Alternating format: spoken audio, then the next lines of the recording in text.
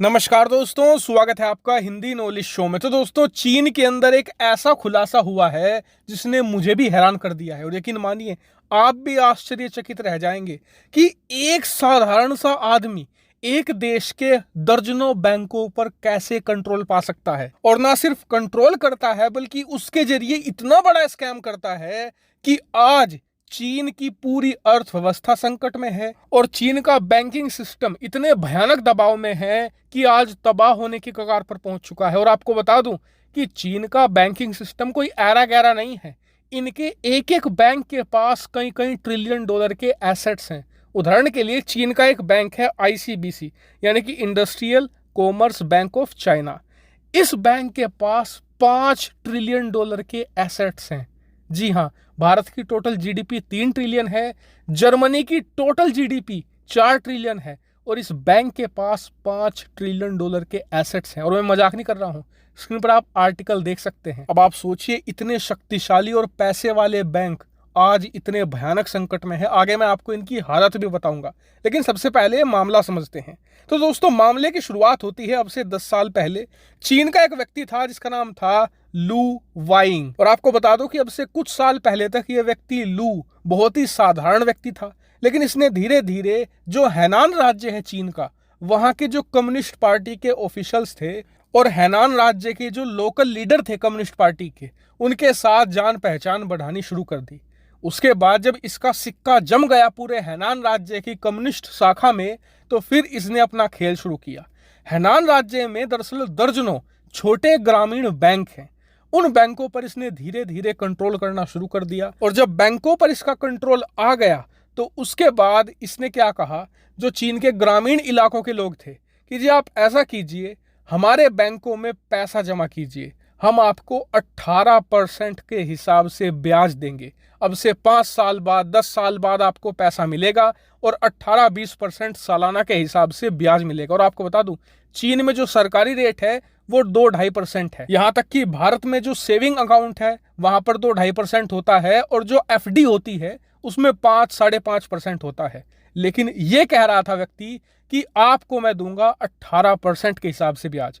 अब इसे देखकर लोगों को लगा कि यार बैंक से ज्यादा सेफ और क्या हो सकता है, और 18% का बंधा हुआ ब्याज मिलेगा, कोई दिक्कत ही नहीं है।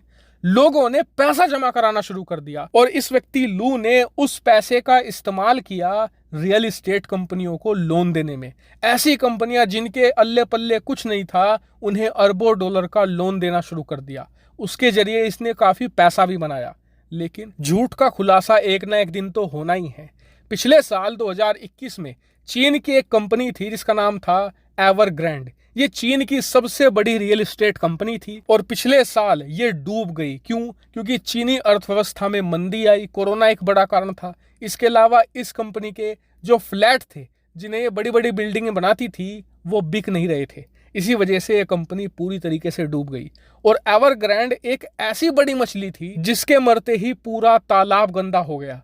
दरअसल एवरग्रैंड के डूबते ही पूरे रियल एस्टेट मार्केट में आर्थिक संकट शुरू हो गया था, जिससे कि जो छोटी रियल एस्टेट कंपनी थी, जो छोटे स्तर पर फ्लैट बनाती थी, बिल्डिंगें बनाती थी, घर बनाती थी, वो भी डूबना शुरू हो गई। और इसी के साथ इन जो छोटे ग्रामीण बैंकों का पैसा लू ने लगाया था, वो भी डूबना शुरू हो गया। और इसीलिए पिछले महीने चीन में एक अभूतपूर्व घटना घटी। लोग हैनान में अपना पैसा निकालने पहुंचे, लेकिन जब बैंक का पैसा डूब चुका था तो बैंक कहां से पैसा लौटाता? बैंकों ने पैसा लौटाने से इनकार कर दिया। चीन के लोगों ने बैंकों के बाहर प्रदर्शन करने शुरू कर दिए। और आप जानते ही हैं कि पिछले महीने चीनी सेना को टैंक तैनात करने पड़ गए थे बैंकों के बाहर। इतने जबरदस्त दंगे प्रदर्शन हुए थे। और इन प्रदर्शनों के डर से ही चीनी सरकार ने यह कहा लोगों से कि आप निश्चित हो जाइए, बैंक आपका पैसा नहीं देगा तो हम पैसा देंगे, लेकिन प्लीज प्रदर्शन मत कीजिए। इतना ही नहीं, उसी समय चीनी सरकार ने इस पर एक जांच कमेटी भी बिठा दी थी और उसकी रिपोर्ट अब आई है। पता ये चला है कि इस व्यक्ति लू का स्कैम इतना बड़ा है कि जो चीन का सबसे बड़ा बैंक है ना, आईसीबीसी, उसकी भी लंका लग चुकी है। कैसे? दरअसल इस व्यक्ति के स्कैम की वजह से पूरे रियल एस्टेट मार्केट में मंदी आ चुकी है। जो पहले फ्लैट के दाम 1 करोड़ हुआ करते थे, वो 30-40 लाख रुपए रह गए हैं। इसी वजह से जिन लोगों ने लोन लेकर घर खरीदा था, अब वो लोन की किस्तें चुकाने से मना कर रहे हैं। वो कह रहे हैं कि जब घर की कीमत अब 30-40 लाख रुपए हो चुकी है तो हम 1 करोड़ रुपए का लोन चुकाए क्यों, इससे तो हमें भयानक नुकसान है। और इसी वजह से चीन के तमाम बैंकों का जो एनपीए है वो भयानक तरीके से बढ़ चुका है। उदाहरण के लिए जो चीन का सबसे बड़ा बैंक है ना, आईसीबीसी, इसका एनपीए 1 महीने के अंदर 68% बढ़ा है। जी हाँ, और बताया जा रहा है कि ये टोटल एनपीए पाकिस्तान जैसे देश की टोटल अर्थव्यवस्था से भी कहीं ज्यादा है। और फिलहाल चीनी अर्थव्यवस्था इस पूरे रायते को छुपाने की कोशिश कर रही है। क्यों? क्योंकि उन्हें ये पता है कि एक बार उनका एक बैंक बैंकरप्ट हो गया ना, यानी तबाह हो गया, तो पूरे चीन का विश्वास उठ जाएगा बैंकिंग सिस्टम से। और बैंकिंग सिस्टम से विश्वास उठ गया तो पूरे चीन की अर्थव्यवस्था को जबरदस्त नुकसान होगा।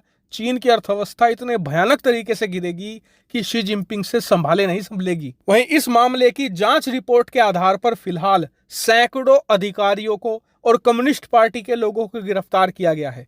फिलहाल का आंकड़ा यह है कि करीबन 270 लोगों को यहां पर गिरफ्तार किया गया है। और इसमें बहुत सारे ऐसे लोग थे जो कम्युनिस्ट पार्टी के हाईएस्ट ऑफिशियल्स थे, जो शी जिनपिंग से सीधा जुड़ाव रखते थे, उन्हें भी गिरफ्तार किया गया है। और साथ ही आपको बता दूं कि इस रिपोर्ट का असर इतना जबरदस्त है कि चीन का जो रियल एस्टेट मार्केट है उससे जुड़ी हुई जो कंपनियां हैं उनके शेयर 20-20% गिर चुके हैं एक एक दिन में। वहीं दुनिया भर के अर्थशास्त्री यही कह रहे हैं कि चीन इस पूरे मामले को छुपाए ना, इसका खुलासा कर दे, इससे चीन को एक झटका लगेगा, उसके बाद चीन संभल जाएगा। लेकिन इसे छुपाए ना, क्योंकि हमने ये देखा है कि अर्थव्यवस्थाओं में जब स्कैम और इस तरीके के जुर्म छिपाए जाते हैं, धीरे धीरे ओवर द ईयर्स वो इतने बड़े होते चले जाते हैं कि फिर वो इतना बड़ा बबल बनकर फूटते हैं कि पूरी अर्थव्यवस्था को लेकर बैठते हैं। इसीलिए चीन जितनी देर इस पूरे मामले पर पर्दा डाले रखेगा, ये चीनी अर्थव्यवस्था को उतना ही ज्यादा डुबाएगा। हालांकि इस पूरे स्कैम पर और चीन की अर्थव्यवस्था पर आपका क्या मानना है, कमेंट करके जरूर बताएगा। फिलहाल इस वीडियो में इतना ही। Thank you very much for watching video.